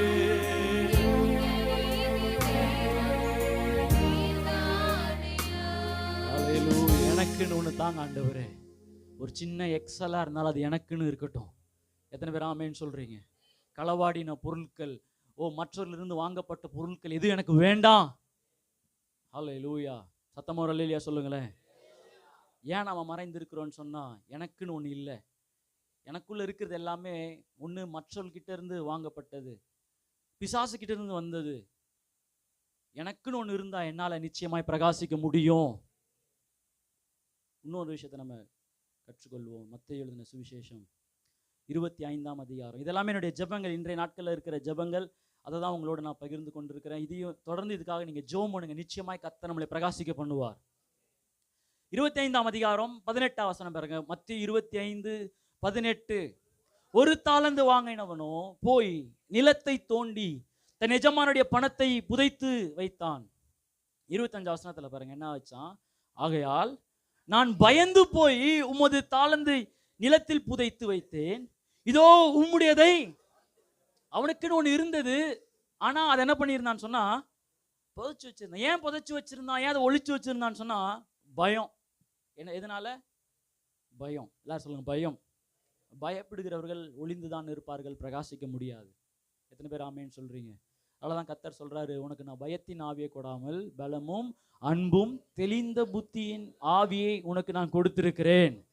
எரேமியாவை பார்த்து கர்த்தர் சொல்லும் போது சொல்றாரு, நீங்க எரேமியா 1ஆம் அதிகாரம் 7ல இருந்து நீங்க 10 வரைக்கும் வாசிச்சு பார்த்தீங்கன்னு சொன்னா 8ல நீ ஆண்டவர் சொல்ற எரேமியா பார்த்து, நீ அவர்களுக்கு பயப்பட வேண்டாம். பக்கத்துல பார்த்து சொல்லுங்களேன், நீ அவர்களுக்கு பயப்பட வேண்டாம். உன்னை காக்கும்படி நான் உன்னோடு இருக்கிறேன். கர்த்தர் தமது கரத்தை நீட்டி வாயை தொட்டு, இதோ என் வார்த்தைகளை என் வாயினால் வைக்கிறேன். எத்தனை பேர் ஆமேன்னு சொல்றீங்க? அப்போ பயம் இருந்துச்சுன்னு சொன்னா நம்மளால பிரகாசமா இருக்க முடியாது. அதாவது 1 யோவான் 4:18 யோவான் சொல்றாரு, அன்பிலே பயமில்லை, பூரண அன்பு பயத்தை புறம்பே தள்ளும், பயமானது வேதனை உள்ளது, பயப்படுகிறவன் அன்பிலே பூரணப்பட்டவன் அல்ல. அல்லேலூயா. பயப்படக்கூடாது எதற்கும். எத்தனை பேர் ஆமேன்னு சொல்றீங்க? அப்போ பயம் இருந்தாலே நம்மளால என்ன பண்ண முடியாதுன்னா பிரகாசிக்க முடியாது. இன்னொரு விஷயம், 1 சாமுவேல் 10ஆம் அதிகாரம் 22ஆம் வசனம் பாருங்க. 1 சாமுவேல் 10:22. 1 சாமுவேல் 10:22. சவுலை குறித்து நாம் இங்க வாசிக்கிறோம். அவன் இனி இங்கே வருவானா என்று அவர்கள் திரும்ப கர்த்தரிடத்தில் விசாரித்த போது, இதோ அவன் தளவாடங்களுக்குள்ளே இருக்கிற இடத்திலே ஒளிந்து கொண்டிருக்கிறான் என்று கர்த்தர் சொன்னார். அல்லேலூயா. மதிப்பு தெரியாதவர்கள் ஒளிந்துதான் இருப்பார்கள். தம் மேல பகரப்பட்ட அந்த அபிஷேகத்தின் மதிப்பு தெரியல, அதனால போய் என்ன ஆயிட்டாரு? ஒளிஞ்சுக்கிட்டாரு. அல்லேலூயா. சத்தமா அல்லேலூயா சொல்லுவோமா? உங்க வேல்யூ, உங்க மதிப்பு, தேவனுடைய அபிஷேகம், உங்க மேல பகரப்பட்ட அபிஷேகம், அதோடைய வல்லமை, அதோடைய மதிப்பு தெரிஞ்சிருச்சுன்னு சொன்னா நம்மளால மறைந்திருக்க முடியாது. You will shine before people. சவுலுக்கு மதிப்பு தெரியல, கழுதையை தேடி போனவனுக்கு அதன் மதிப்பு தெரியல. அதனாலதான் அவன் வருவானா வரமாட்டானா எங்க இருக்கிறான்னு கேட்கும் போது அவன் தடவாளங்களுக்குள்ள இருக்கிற இடத்துல அவன் ஒளிந்து கொண்டு இருக்கிறான். அப்போ நான் ஒளிந்து இருக்கிற காரணம் என்னன்னு சொன்னா எனக்குள்ள ஒரு பயம் இருக்குது. இன்னொன்னு என்னன்னு சொன்னா என்னை குறித்து தானே எனக்கு ஒரு மதிப்பு இல்லை. கர்த்தர் நம்ம எல்லாரையும் விசேஷித்த மாணவர்களாக உருவாக்கி இருக்கிறார். பக்கத்துல கைப்பிடிச்சு சொல்லுங்க, நீங்க விசேஷித்த மாணவர்கள். சொல்லுங்க, உங்களுக்குள்ள ஒரு அபிஷேகம் விலையேறப்பெற்றது. சொல்லுங்க, உங்களுக்காக சிந்தப்பட்ட ரத்தம் விலையேறப்பெற்றது. ஹல்லேலூயா. நம்ம ஏதோ தப்பா பயிரிட்டவர்கள் அல்ல, நம்மள எல்லாரும் கர்த்தர் திட்டம் பண்ணி பயிரிட்டு இருக்கிறார். அதான் ஆதி ஆகமத்துல இஸ்மவேலை குறித்து ஆண்டவர் சொல்லும் போது 21ஆம் அதிகாரத்தில் இஸ்மவேலை பத்தி சொல்லும் போது, நீ எழுந்து பிள்ளையிடத்துக்கு போ, அவனை நீ தூக்கி எடு, கையினால பிடித்து கொண்டு போ, அவனை நான் பெரிய ஜாதியாய் மாற்றுவேன் என்று ஆண்டவர் சொல்கிறார். இஸ்மவேல் அவன் தப்பி பிறந்தவன், ஆக்சிடென்டா வந்தவன் அவன். அவன் வந்து என் திட்டத்துல இல்ல, தேவனுடைய திட்டத்துல இல்லாதவன், தேவனுடைய நோக்கத்துல இல்லாதவன். ஆனாலும் ஆபிரகாம், நீ தலையிட்டனால அவனை நான் பெரிய ஜாதியாய் மாற்றுவேன். நீ தலையிட்டனால, ஆக்சிடென்டா வந்துட்டால, அதனாலேயே அவனை பிரகாசிக்க பண்ண போறேன். ஆபிரகாம் தலையிட்டனாலேயே தகுதி இல்லாத, அழைப்பில்லாத, தேவனுடைய நோக்கம் இல்லாத ஒரு இஸ்மவேலை கொண்டு இன்னைக்கு 12 பிரபுக்கள், இன்னைக்கு அரபு அந்த தீபகற்பம் பிரகாசிக்க முடியும்னு சொன்னா, அழைக்கப்பட்ட நம்ம மேல ஒரு வித்து இருந்துச்சுன்னு சொன்னா, ஆபிரகாமாய சந்ததியா ஈசாக்கு நமக்கு 100% 100 மடங்கு ஆசீர்வாதத்தை, பிரகாசத்தை கர்த்தர் கட்டளையிடுவார். ஏன்னா நம்ம ஆக்சிடென்ட் அல்ல, தப்பான பயிரிட்டவர்கள் அல்ல, தேவனுடைய திட்டத்தின்படி. நல்லா கரங்களை தட்டி ஆண்டவரை மகிமைப்படுத்துவோமா? ஹல்லேலூயா. அதனால ஆண்டவர் ஆபிரகாம் சொல்றாரு, தவறா வந்தவனே நான் பெரிய ஜாதியை நான் மாற்றுவேன்னு சொன்னா, மூலியமா வரப்போகிற ஈசாக்க பெரிய ஜாதியை நான் மாற்றுவேன். எஸ், அப்படிப்பட்ட ஒரு விலையேற பெற்ற அபிஷேகம் நம்ம மேல பயிரப்பட்டு இருக்கிறது. நம்ம மேல இருக்கிற அபிஷேகம் வல்லமை சாதாரணதல்ல, அது ஆபிரகாமிற்கு கொடுக்கப்பட்ட அதே ஆசீர்வாதம் நமக்கு கொடுக்கப்பட்டு இருக்கிறது. எத்தனை பேர் ஆமென் சொல்றீங்க? அப்போ கையை உயர்த்திக்கலைங்க, ஆண்டவரே என் மதிப்பு ரொம்ப பெருசாப்பா, பல நேரம் அதை நான் அசட்டை பண்ணுறேன், என் அபிஷேகத்தின் வல்லமை எனக்கு தெரியல, என் ரட்சிப்பின் வல்லமை எனக்கு தெரியல, அதனால நான் மறைந்து இருக்கிறேன். ஆனால் என்னை நீ முன் குறித்திருக்கிறீர், தாயின் வயிற்றினை முன் குறித்திருக்கிறீர், உலகம் தோன்றுவதற்கு முன்னே என்னை குறித்த வரைபடங்களை உங்க உள்ளங்கையில் வரைந்திருக்கிறீர். அப்போ என் வாழ்க்கையில ஒரு பெரிய திட்டத்தை நீங்க வச்சிருக்கிறீங்க, என் வாழ்க்கையில பெரிய நோக்கத்தை வச்சிருக்கிறீங்க. எஸ், நான் மறைந்திருக்க போவதில்லை, நான் பிரகாசமா தான் வாழப்போகிறேன். அல்லேலூயா, அல்லேலூயா. பக்கத்துல கைப்பிடிச்சு உங்க மதிப்பு ரொம்ப பெருசுன்னு சொல்லுங்க. சொல்லி நீங்க பயப்பட தேவையில்லைன்னு சொல்லுங்க. நீங்க நிறைய பேருக்கு பாடணும்னு ஆசை, ஆனா பாட முடியல. ஏன்னு சொன்னா பயம். நிறைய பேருக்கு ஆராதனை சத்தமா தேவனை ஆராதிக்கணும், ஆராதனை நடத்தணும்னு ஆசை, ஆனாலும் பயம். நிறைய பேருக்கு தீர்க்க தரிசன வார்த்தைகள் வரும், ஆனா சொன்னா சிரிச்சிருவாங்களோ, கிண்டல் பண்ணிடுவாங்களோன்னு ஒரு பயம். இன்றைக்கு அப்படிப்பட்ட பயத்தை இயேசுவின் நாமத்தில் முறியடிக்கிறோம். அல்லேலூயா. ஏன்னா நம்ம மேல இருக்கிற அபிஷேகம் விலையேற பெற்றது. எத்தனை பேர் ஆமென் சொல்றீங்க? பக்கத்துல கைப்பிடி சொல்லுங்க, நீங்க இனிமே நீங்க மறைந்திருக்க மாட்டீங்க. அல்லேலூயா, அல்லேலூயா. இப்போ அந்த நீங்கள் உலகத்திற்கு வெளிச்சமா இருக்கிறீர்கள், மலையின் மேல் இருக்கிற பட்டணம் மறைந்திருக்க மாட்டாது. ஏன் இந்த பட்டணம் மறைந்திருக்க மாட்டாதுன்னா, இந்த பட்டணம் வெளிச்சத்தை சுமக்கிற பட்டணம். அவருக்குள் ஜீவன் இருந்தது, அந்த ஜீவன் எனக்குள்ள ஒளியாய் வெளிச்சமாய் இருக்கிறது. அப்ப அந்த வெளிச்சம் வந்துருச்சுன்னா என்ன நடக்கும்னா, நீங்க பேதுரு வாழ்க்கையில நீங்க பாத்தீங்கன்னு சொன்னா, அப்போஸ்தலர் நடபடிகள் 10ஆம் அதிகாரம் ஒரு 2 வசனத்தை வாசிச்சு நம்ம முடிக்க போறோம். இந்த வெளிச்சம் வந்துருச்சுன்னா நம்மளை எப்படி மாற்றுகிறது பாத்தீங்கன்னா, அப்போஸ்தலர் 10ஆம் அதிகாரத்துல 32 பாருங்க, 32. யோப்பா பட்டணத்திற்கு ஆள் அனுப்பி பேதுரு என்று மறுபேர் கொண்ட சீமோனை வரவழைப்பாயாக.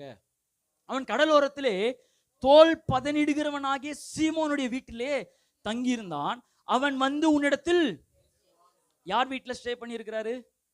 தோல் பதனிடுகிற சீமோன். அவன் பேரும் சீமோன். தங்கி இருக்கிறது யாரு? பேதுரு என்று மறுபேர் கொண்ட சீமோன். இவரும் சீமோன், சீமோன் சீமோன் ஒரே இடத்துல இருக்கிறாங்க. அவன் தங்கி இருக்கிற வீடு லொகேஷன் பாருங்க, என்ன லொகேஷன் அது? தோல் பதனிடுகிற இடம், பிளேஸ் ஆஃப் டேனரி அப்படின்னு சொல்லுவாங்க. அந்த தோல் ரொம்ப பயங்கர நாத்தம் எடுக்கும். நம்ம இந்த ட்ரிபிளுக்கு வாங்கின்னு வரோம் பாருங்க, அந்த தோல் அவ்வளோ குடலை விரட்டி எடுக்கும். அப்போ அப்படிப்பட்ட செய்கிற இடம் எப்படி இருக்குன்னு சொன்னா, ஒரு குமட்டலை உண்டாக்குகிற நாற்றம் நிறைந்த ஒரு இடம். அதனாலதான் அது எங்க இருக்குதுன்னு சொன்னா, கடலோரத்தில் இருக்குது. இந்த நாற்றம் எடுக்கிற எல்லா பிசினஸ் எங்க நடத்துவாங்க? கருவாடு, இந்த மீன், வேற ரொம்ப ஸ்மெல் எடுக்கிறதுலாம் அந்த பிசினஸ்லாம் எங்க தான் இருக்குன்னு பார்த்தீங்கன்னா, கடல் பீச் சைடு தான் இருக்கும். நமக்கு சொல்லவே வேண்டாம், நம்ம ஏரியாவுக்கு அதை சொல்லவே வேண்டாம். அப்போ அந்த நாற்றம் எடுக்கிற இடத்துல தான் இப்போ பேதுரு ஸ்டே பண்ணியிருக்கிறார். அதுலயும் எப்படிப்பட்ட இடம்னா, இந்த தோல் பண்படுத்துவதற்காக மிருகத்துடைய யூரின் யூஸ் பண்ணுவாங்களாம். இன்னும் அதிக ஸ்மெல் அடிக்கும், பயங்கர நாத்தம் எடுக்கும். அப்போ அந்த மிருகத்தின் நாற்றம், தோல் நாற்றம், அந்த யூரின் ஸ்மெல்லு, எல்லா ஸ்மெல்லும் இருக்கும். ஆனா வந்து அவரை 3 பேர் வராங்க, தேடி வராங்க. வந்து அவரை கூட்டிட்டு எங்க போறாங்கன்னா, சிசேரியாவுக்கு போறாங்க. என்ன ஆச்சரியம்னா, ஒரு பேச்சுவார்த்தைக்கு கூட ஏன் பேதுரு இங்க போய் ஸ்டே பண்ணியிருக்கிறீங்கன்னு சொல்லல.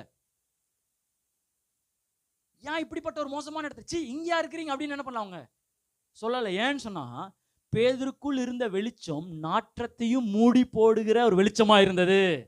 எத்தனை பேர் ஆமென் சொல்றீங்க? உங்களுக்குள்ள அந்த வெளிச்சம் வந்துருச்சுன்னா உங்கள் குறைகளை அது மூடி போடும். வெளிச்சத்தை பார்த்த உடனே வீட்டை பற்றி யோசிக்க வேண்டாம், குடும்பத்தை பற்றி யோசிக்க வேண்டாம், நான் என்ன பேக்ரவுண்ட், நான் எப்படிப்பட்ட படிப்பு, எதுவும் யோசிக்க தேவையில்லை. ஏன்னா எனக்குள் இருக்கிற வெளிச்சம் எல்லா நாற்றத்தையும், எல்லா குறைவுகளையும், எல்லா சூழ்நிலையிலும் அது மூடி போடுகிறதாக இருக்கிறது.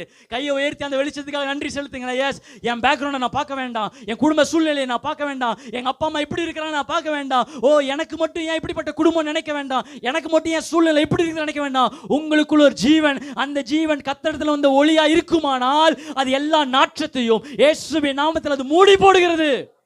ஹல்லேலூயா, சத்தமா ஹல்லேலூயா.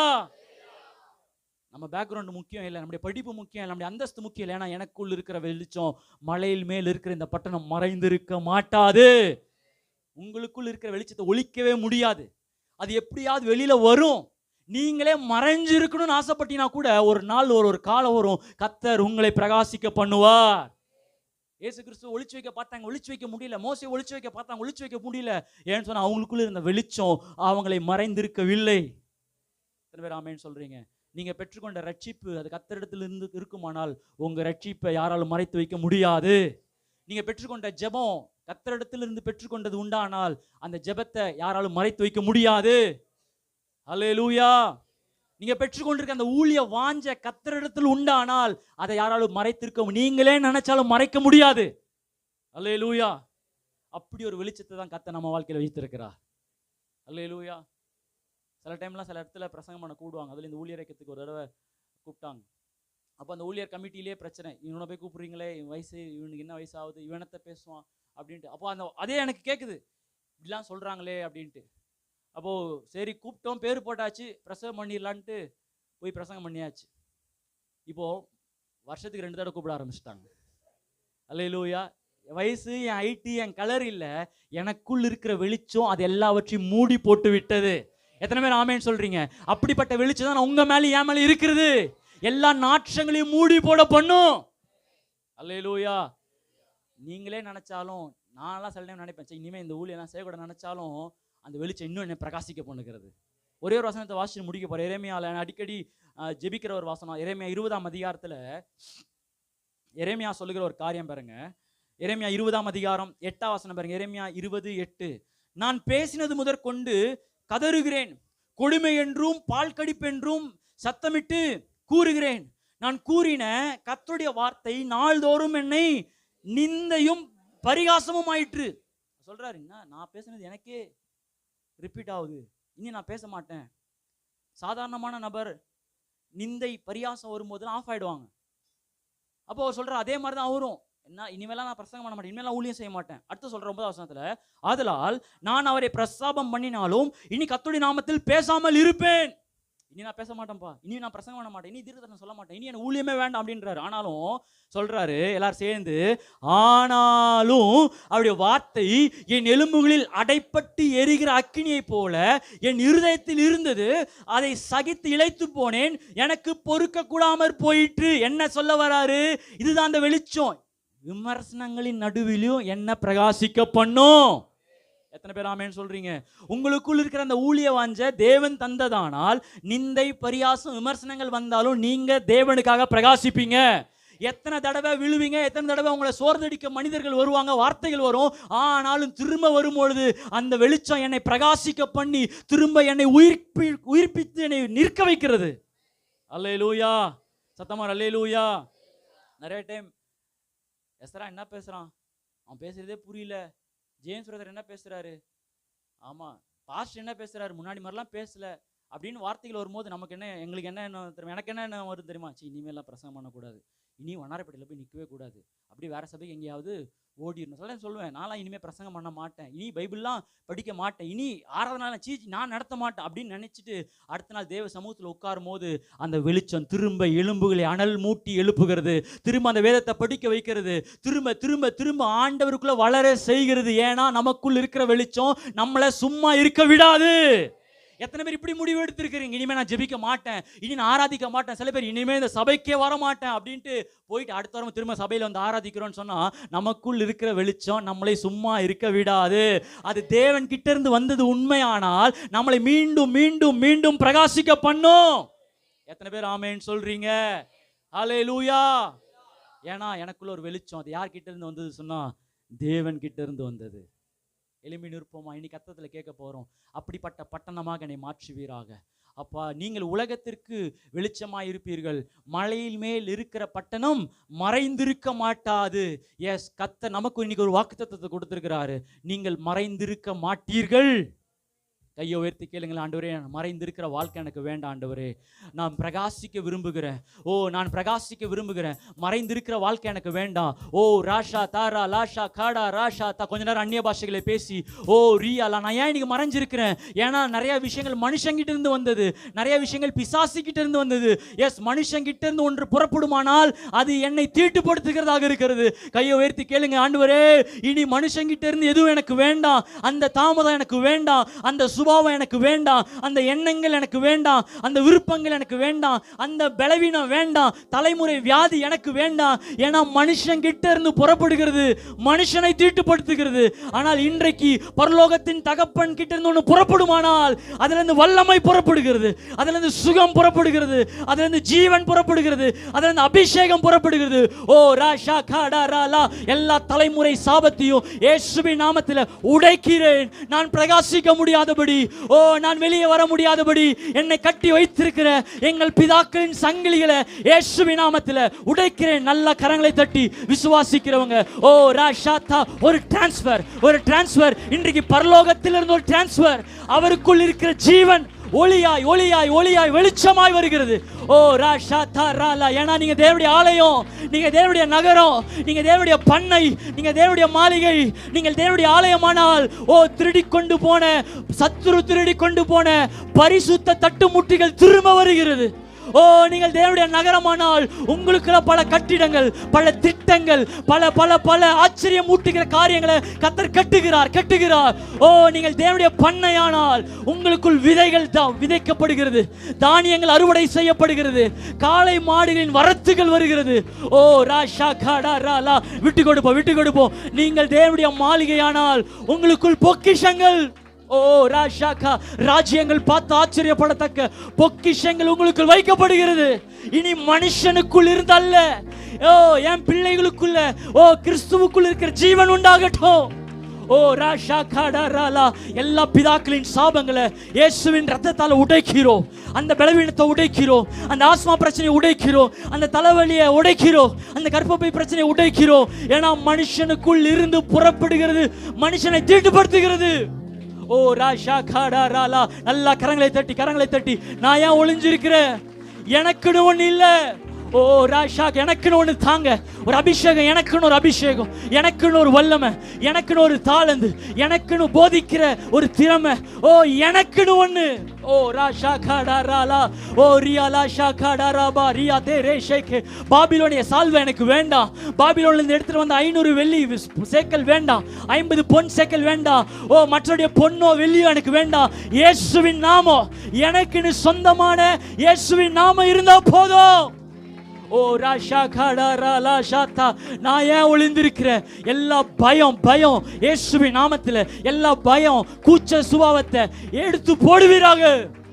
ராஷா காடா ராலா ஷாத்தா ராலா. உடியாரே ஷேகே. நல்லா விட்டு கொடுப்போம் 5 நிமிஷம். ரியாலா ஷாகாடா ராரா ரேஷேதே. எனக்குன்னு என் மதிப்பு தெரியாம நான் ஒளிஞ்சிருக்கிறப்பா. என் மேல பகிரப்பட்ட அபிஷேகம் விலையேறப்பட்டது. அது ஆபிரகாமுக்கு சொந்தமான அபிஷேகம். தாவீதை நிரப்பின அதே அபிஷேகம். எனக்குள் இருப்பவர் உலகத்தில் இருப்பவரை காட்டிலும் பெரியவர். ராஷாக்கா. அந்த வெளிச்சம் வந்துருச்சுன்னா எல்லா நாற்றத்தையும் மூடி போட பண்ணுகிறது, எல்லா சூழ்நிலையும் மூடி போடுகிறது, எல்லா குடும்ப பேக்ரவுண்டை மூடி போட பண்ணுகிறது. ஹalleluya. மக்கள், ஜனங்கள் எனக்குள் இருக்கிற வெளிச்சத்தை மட்டும்தான் பாப்பாங்க. ராகாடா ராலா ஷாதா ராலா ஷேதியா. ஹalleluya. உமக்காய் காத்திருப்பே, உம்மையே இயேசுவே காத்திருப்பே, உம் வார்த்தையால் ஷாகாடாரா ஷேதேரேலே ஷாதா. உமக்காய் இயேசுவே. ஷாகாடாரா. Yes, yes, yes, yes, yes. உம் வார்த்தையால் திருப்தியாவே. இரு கரங்களை உயர்த்தி ஏசையா, ஏசையா.